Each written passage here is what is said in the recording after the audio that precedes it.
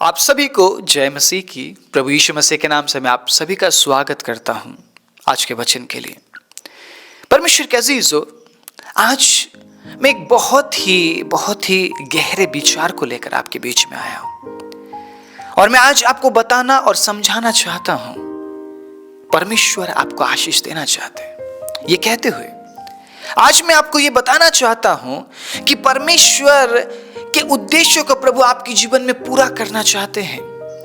आज मैं आपको ये बताना चाहता हूं कि परमेश्वर अपने आशीषों को आपसे वंचित नहीं रखना चाहते हैं।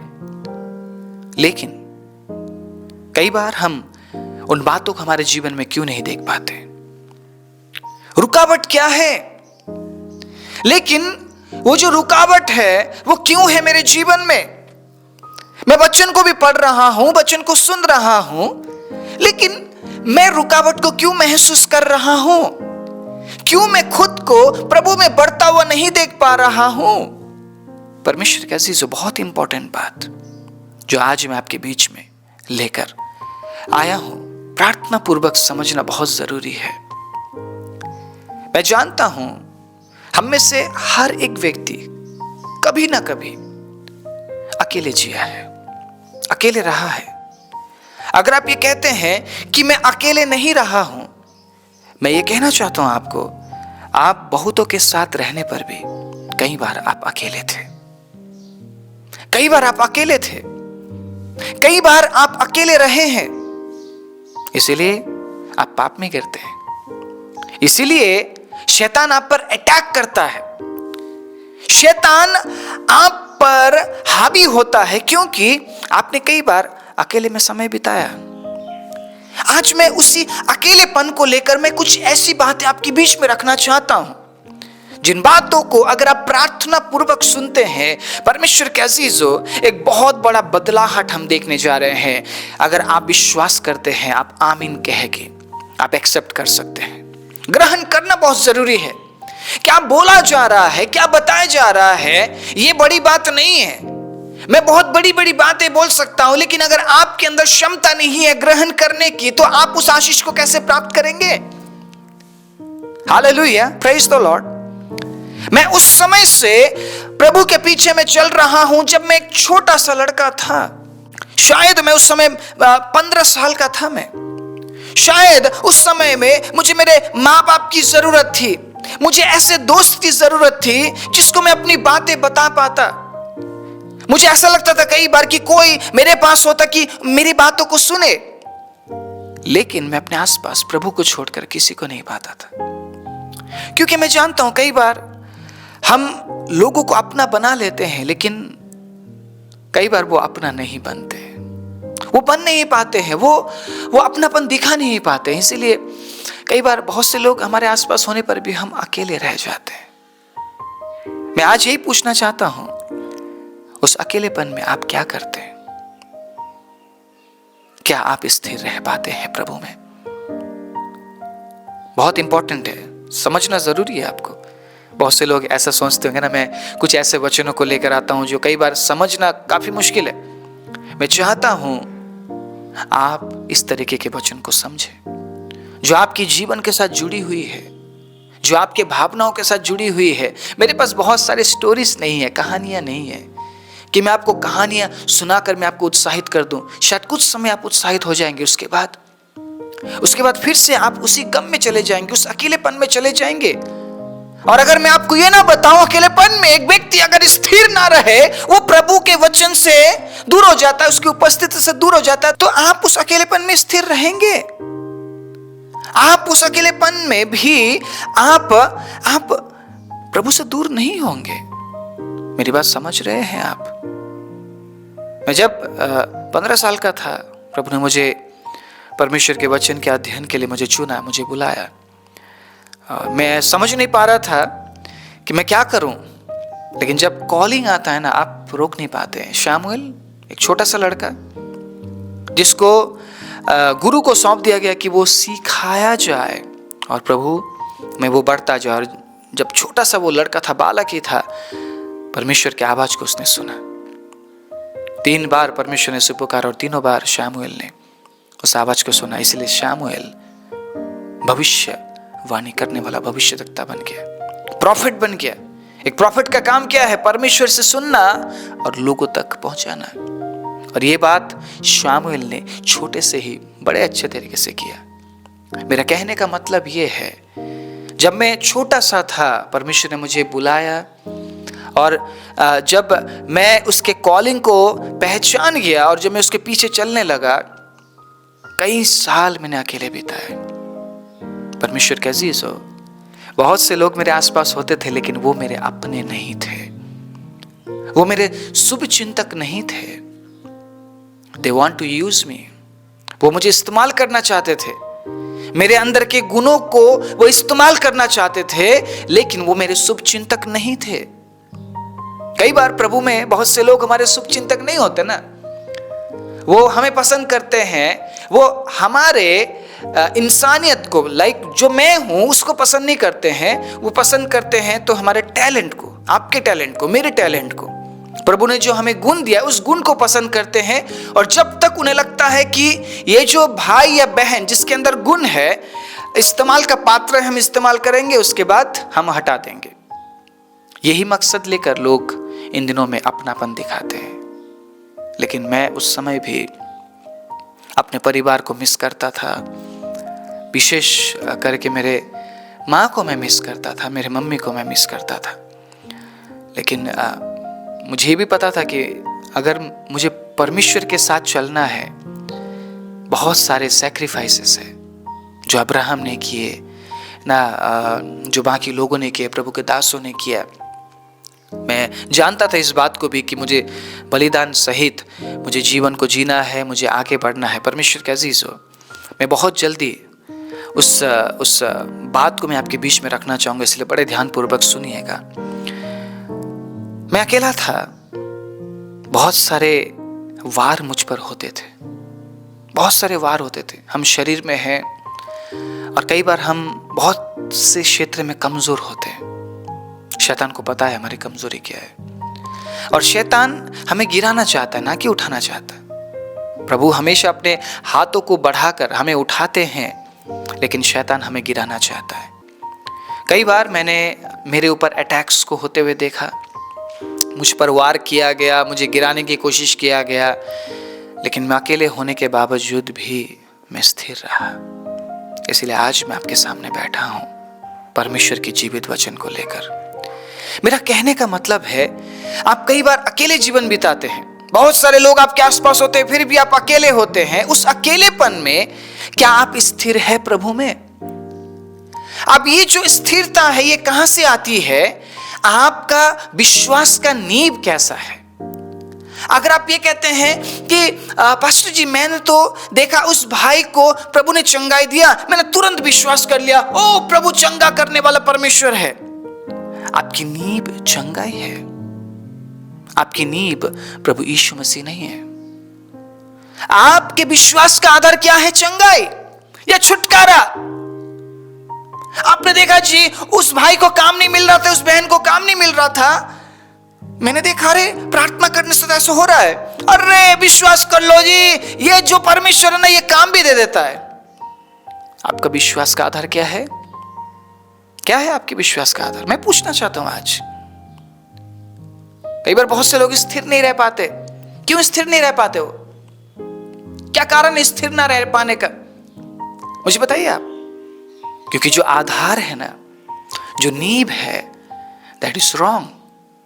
वे गलत नींव पर खड़े हैं। एक सही नींव पर एक बहुत ही अच्छे मजबूत बिल्डिंग को स्थापना किया जा सकता है, बनाया जा सकता है, बिल्ड किया जा सकता है। लेकिन अगर नींव गलत है, कितना ही अच्छा आप मटेरियल लगा लीजिए, कितना ही अच्छा आप सीमेंट लगा लीजिए, कितना ही अच्छा आप स्ट्रक्चर बना लीजिए, बिल्डिंग नहीं टिकेगी।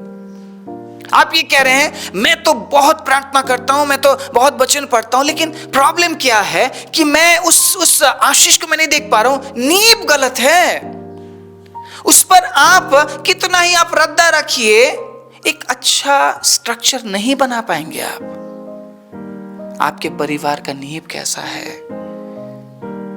आप यीशु मसीह पर विश्वास करते हैं या उस देखे हुए चंगाई पर? मत्ती 6:33 में यीशु मसीह ये भी कह सकते थे काम काज करो, उसके बाद समय होगा तो आना मेरे पास। क्या समझ आ रहा है कुछ आपको? अपने जीवन में मस्त रहो, अगर समय होगा तो आ जाना। कुछ ऐसा बोला था यीशु ने। क्या बोला मत्ती 6:33 में? पहले परमेश्वर के राज्य और धर्म की खोज कर, तो बाकी सारी वस्तुएं तुझे मिल जाएगी। मैं चंगाई के पीछे क्यों भागूं? क्यों भागूं मैं चंगाई के पीछे? मैं यीशु के पीछे जाऊंगा तो चंगाई मेरे पीछे आएगी ना। मैं क्यों भागूं नौकरी के पीछे? अगर मैं परमेश्वर को पहला स्थान दूं तो परमेश्वर मेरे लिए उपाय करेगा। इसका मतलब ये नहीं कि मैं घर में बैठा रहूं और नौकरी मेरे पास अपने आप आएगा, नहीं। इस बात को गलत तरीके से समझना मत।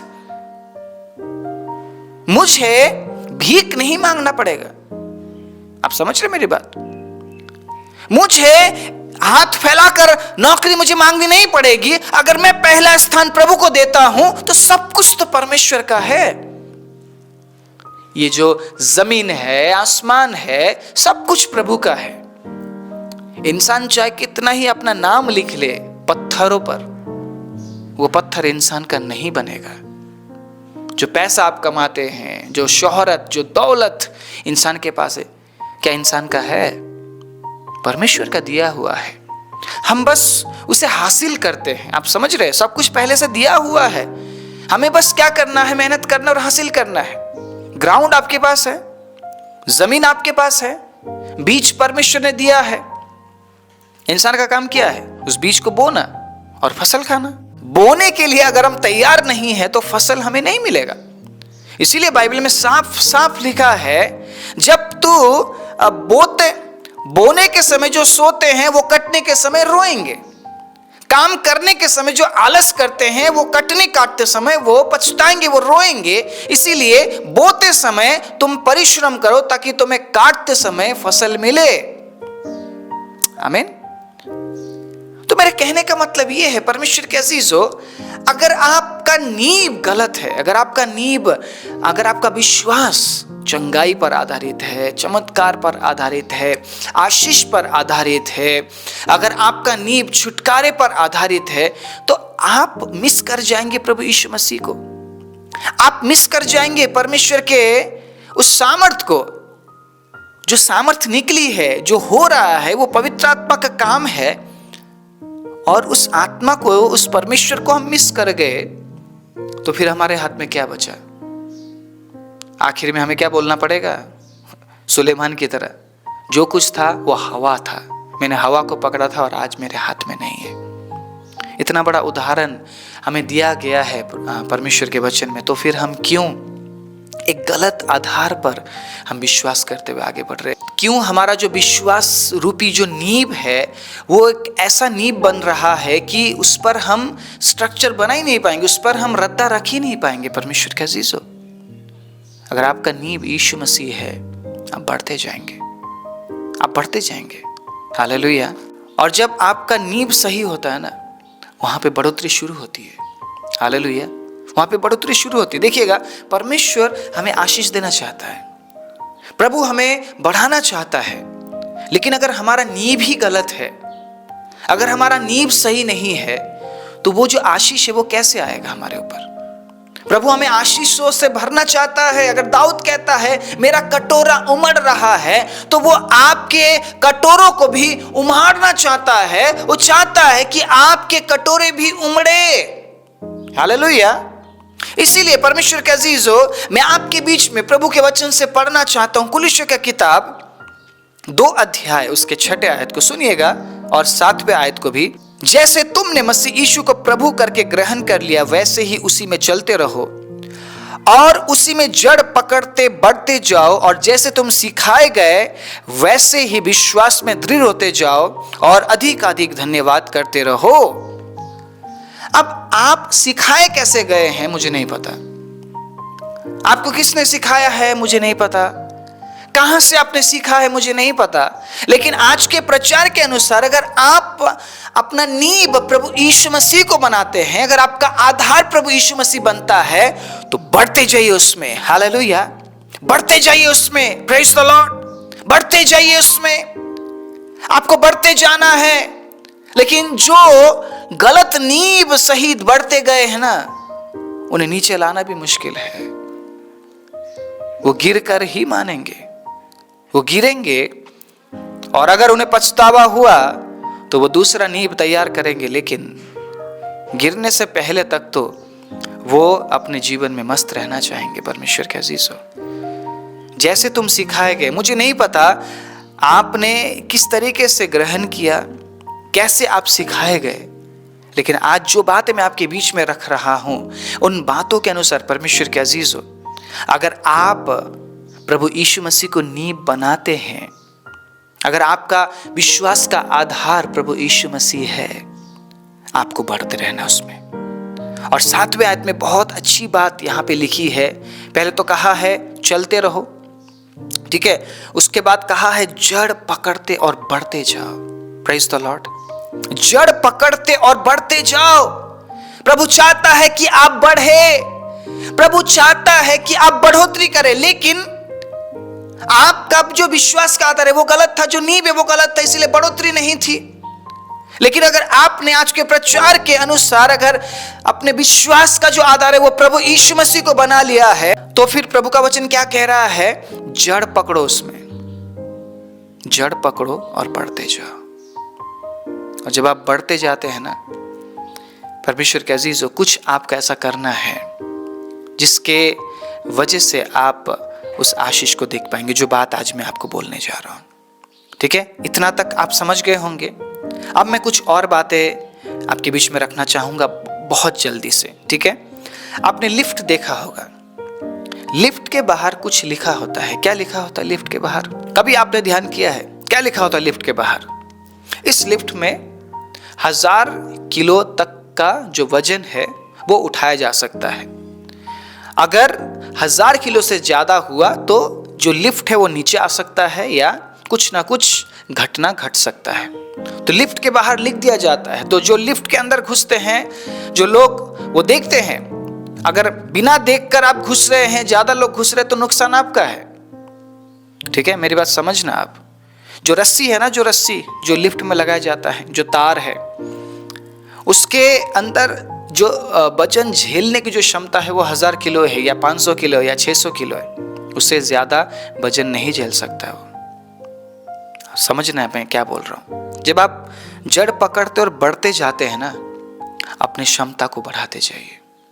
हालेलुया। आप कह रहे हैं कि प्रभु मैं तो बस जो 50 रुपए वो ही दे सकता हूं, मैं 60 रुपए दूंगा ही नहीं प्रभु कभी। आपकी क्षमता 50 रुपए है देने का। आप ऑफरिंग दे रहे हैं या आप टाइट दे रहे हैं, जितना भी आप देते, जो परसेंटेज आप देते हैं, अगर आप कह रहे हैं कि प्रभु मैं तो 50 ही दूंगा, मैं 60 ही दूंगा या मैं 70 ही दूंगा, उससे ज्यादा तो मेरे पास है ही नहीं, मैं दूंगा ही नहीं कभी। अपने कैपेसिटी को, अपने क्षमता को आप बढ़ाना ही नहीं चाहते। आप नहीं चाहते हैं कि प्रभु आपको और आशीष दे। आप नहीं चाहते हैं कि परमेश्वर की जो आशीष जो बह रही है प्रभु से वो मुझ तक पहुंचे। देखिएगा, आप जैसे जैसे बढ़ते जाएंगे तो आपको यह काम करना है ताकि आप परमेश्वर के आशीष से आप भर सके। Praise the Lord, hallelujah. तो मैं ये कहना चाहता हूं आपको, जब आप अपने क्षमता को बढ़ाते हैं, अपने देने की क्षमता को बढ़ाते हैं, तो वो भी ज्यादा उड़ेलने लगता है। Praise the Lord, hallelujah. आपके क्षमता के अनुसार ही वो देगा आपको। अगर आप ये कह रहे हैं कि प्रभु मैं तो 10 मिनट ही प्रार्थना करूंगा, मैं 15 मिनट नहीं कर सकता, नहीं होगा मुझसे, होता ही नहीं मुझसे, ध्यान ही नहीं लगता। आप पूरे जिंदगी आप 10 मिनट प्रार्थना करेंगे, आप मरते दम तक भी 10 मिनट प्रार्थना करेंगे। और आपको पता है 10 मिनट के प्रार्थना से परमेश्वर के अजीजों आत्मिक जीवन में कोई बढ़ोतरी नहीं होगी। आपका क्षमता कितना है मुझे नहीं पता, ये आपको पता है। जो बातें मैंने बताई उसके अनुसार अगर आप अपने क्षमता के ऊपर काम करते हैं, परमेश्वर के अजीजों, कि मैं आधे घंटे प्रार्थना करूंगा या मैं 1 घंटे प्रार्थना करूंगा या 1.5 घंटे प्रार्थना करूंगा, अगर मैं 1 अध्याय पढ़ता हूं तो मैं 2 अध्याय पढ़ूंगा। परमेश्वर के अजीजों, अपने क्षमता को जब हर दिन आप बढ़ाते हैं, हर दिन जब आप अपने क्षमता के ऊपर काम करते हैं कि मैं एक दिन में उपवास रख रहा था, अब मैं 2 दिन रखूंगा, मैं 2 दिन रख रहा था, मैं 3 दिन रखूंगा। ज्यादा प्रार्थना करने से आपके जीवन में कोई नुकसान नहीं होगा, फास्टिंग रखने से आपके जीवन में कोई नुकसान नहीं होगा, ज्यादा वचन पढ़ने से आप नुकसानदेह कोई काम को नहीं कर रहे, बल्कि आप बढ़ोतरी कर रहे हैं आत्मिक जीवन में। आपको समझना पड़ेगा ये बात परमेश्वर के अजीजों। और जब जब आप अपने क्षमता के बारे में सोचते और उसे बढ़ाने के लिए आप विचार करते हैं, प्रभु उधेलने लगता है। जितनी आपकी क्षमता है उतना ही आपको दिया गया है। और जब आप ये सोचते हैं कि मुझे मेरी क्षमता को बढ़ाना है, परमेश्वर के अजीजों, वो भी सोचता है कि मुझे इसे ज्यादा देना है, मुझे इसके जीवन में काम करना है। चाहे किसी भी क्षेत्र में हो, आपके आत्मिक जीवन में हो, आपके शारीरिक जीवन में, जो भी आप कर रहे हैं, अपने कैपेसिटी को आप बढ़ाइए। जितनी आपके अंदर क्षमता है उतना ही आपको दिया जा रहा है। जितना आप झेल सकते उतना ही आपको दिया जा रहा है, उससे ज्यादा आपको नहीं मिलेगा। अगर आप चाहते हैं कि प्रभु मुझे आशीष दे, अकेले रहते समय भी आपको स्थिर रहना पड़ेगा, अपने नींव को पहचानना पड़ेगा। सही नींव पर जब आप रद्दा रखते हैं या स्ट्रक्चर बनाते हैं, विश्वास रूपी जो घर है आप बनाते हैं, तो आप प्रभु में बढ़ने लगते हैं। और जब आप प्रभु में बढ़ने लगते हैं, आपको क्षमता में भी बढ़ते जाना है, ताकि परमेश्वर के अद्भुत कामों को आप अपने जीवन में देख सके। आइए अपने आंखों को बंद करें। राजाओं के राजा, प्रभुओं के प्रभु, एक बार फिर से मैं आपके बच्चों के जीवन में आज एक बार घोषणा करता हूँ कि अधिक क्षमता में ये बढ़ने पाए और आपके आशीष को ये ग्रहण करने पाए आज के वचन के अनुसार। सारी महिमा, आदर, इज्जत, जलाल आपको देते हुए प्रार्थना प्रभु यीशु मसीह के नाम से मांगते हैं, आमीन।